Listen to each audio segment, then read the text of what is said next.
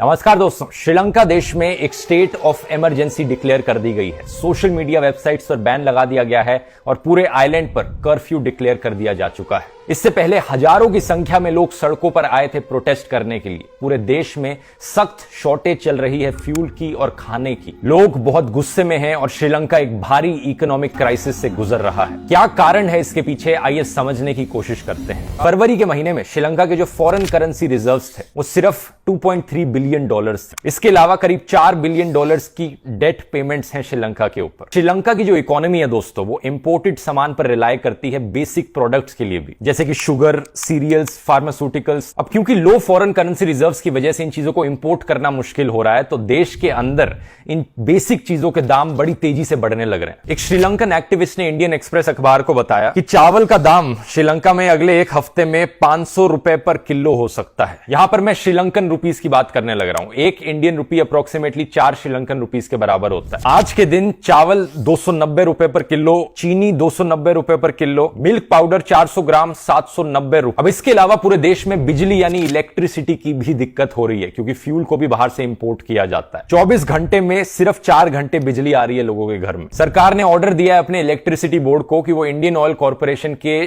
Sri Lankan branch, जो कि Lankan Indian oil corporation है, वहां से डीजल ले। कुकिंग गैस की सप्लाई अब सिर्फ हफ्ते में एक बार आ रही है और गैस सिलेंडर का दाम 3000 रुपए से बढ़ाकर 4200 श्रीलंकन रुपए तक कर दिया गया है, जो कि अराउंड 1200 इंडियन रुपीस होता है। इतनी भयानक खाने की शॉर्टेज और इकोनॉमिक क्राइसिस के चलते कुछ लोगों ने देश छोड़कर भागना शुरू कर दिया। पहले सेट ऑफ 6 रेफ्यूजीज पाए गए थे रामेश्वरम के पास एक आइलैंड पर। उन्होंने कहा कि उन्होंने 50,000 रुपए दिए थे फिशरमैन को कि वो इंडियन वाटर्स के अंदर एक आइलैंड पर उन्हें ड्रॉप कर दे। इसी को लेकर तमिलनाडु के चीफ मिनिस्टर एमके स्टालिन ने मीटिंग करी प्राइम मिनिस्टर मोदी के साथ और परमिशन मांगी कि स्टेट गवर्नमेंट को अलाउ किया जाए कि श्रीलंकन तमिल्स अब जो रेफ्यूजीज बन के आएंगे तमिलनाडु में, उन्हें state government humanitarian aid provide कर सके। इंडिया ऑलरेडी श्रीलंका को और तरीकों से सपोर्ट करने लग रहा है। 17 मार्च को श्रीलंका के फाइनेंस मिनिस्टर ने $1 बिलियन की एक क्रेडिट लाइन साइन करी थी नई दिल्ली के साथ। इसके अलावा साल में पहले एक $500 मिलियन की क्रेडिट लाइन फ्यूल परचेजेस के लिए भी साइन करी गई थी। इंडिया ने एक $400 मिलियन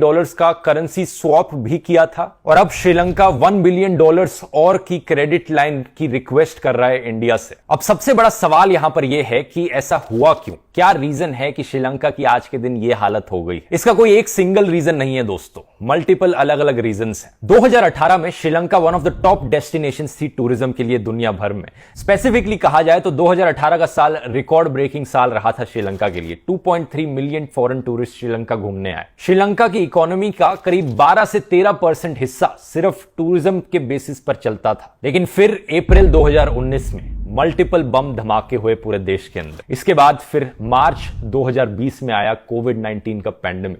फिर भी इतनी बुरी हालत तो नहीं होनी चाहिए सिर्फ टूरिज्म के खत्म होने से। और भी रीजंस हैं यहां पर, सरकार की भी गलतियां हैं। श्रीलंका के प्रेसिडेंट गोताबाया राजपक्षे 2019 में इलेक्शन जीतकर पावर में आए थे।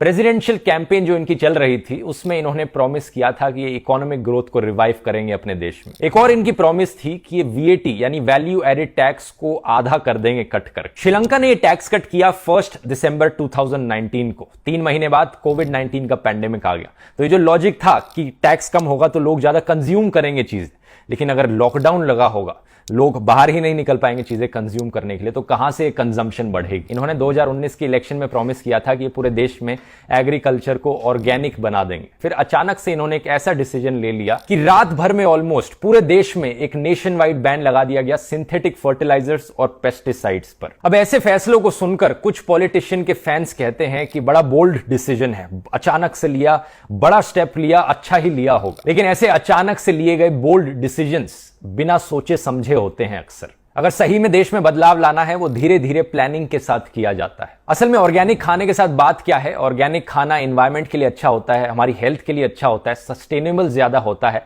लेकिन जब फार्मिंग ऑर्गेनिक करी जाती है, उसकी एफिशिएंसी इतनी अच्छी नहीं होती शॉर्ट टर्म में। कहा जाता है कि शॉर्ट टर्म में 20 से 30% प्रोड्यूस कम हो सकता है। अब इसे सुनकर कहीं आपको ऐसा ना लगे कि ऑर्गेनिक फार्मिंग में स्विच करना एक बेकार डिसीजन होता है। ऑर्गेनिक फार्मिंग डेफिनेटली आपकी हेल्थ के लिए बेटर होती है, एनवायरमेंट के लिए बेटर होती है। लेकिन कोई भी फैसला, चाहे कितना अच्छा इंटेंशन क्यों ना हो उसके पीछे, अगर बिना सोचे समझे लिया जाएगा, बिना प्लानिंग के लिया जाएगा, तो उसका रिजल्ट ऐसा ही होगा। अब श्रीलंका की इकोनॉमिक क्राइसिस के पीछे एक और रीजन है, फूड माफिया वहां का। सरकार का कहना है कि फूड माफिया एक्चुअली में अनाज की होर्डिंग करने लग रहा है, काला बाजारी चलने लग रही है ऐसे बेसिक आइटम्स की, राइस, शुगर, पल्सेस की। और इन सब के अलावा एक फाइनल रीजन है फॉरेन डेट। ये कोई नई प्रॉब्लम नहीं है, ये एक्चुअली में एक हिस्टोरिकल प्रॉब्लम रही है श्रीलंका की, जो काफी सालों से चली आ रही है। साल 2020 में 51 बिलियन डॉलर्स की डेट थी और श्रीलंका ने इंपोर्ट बैन लगाया फॉरेन करेंसी पर इस डेट को रीपे करने के लिए।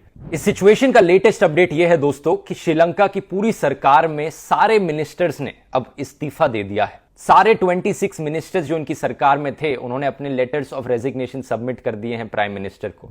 लेकिन इनके जो प्राइम मिनिस्टर हैं महिंदा राजापक्षा और उनके जो भाई हैं जो कि देश के प्रेसिडेंट हैं, जिनके खिलाफ लोग प्रोटेस्ट कर रहे हैं, सड़कों पर आ रहे हैं, इन दोनों ने इस्तीफा नहीं दिया है। लोगों में गुस्सा बहुत है और बहुत से लोग सड़कों पर आकर इस कर्फ्यू को भी डिफाई करने लग रहे हैं। मैं बस यही उम्मीद करता हूं कि जो भी क्रेडिट लाइंस श्रीलंका को दी जा रही हैं उसकी मदद से श्रीलंका देश अब सक्सेसफुली रिकवरी कर पाएगा और अपनी इकोनॉमी को वापस ट्रैक पर ला पाएगा। बहुत बहुत धन्यवाद।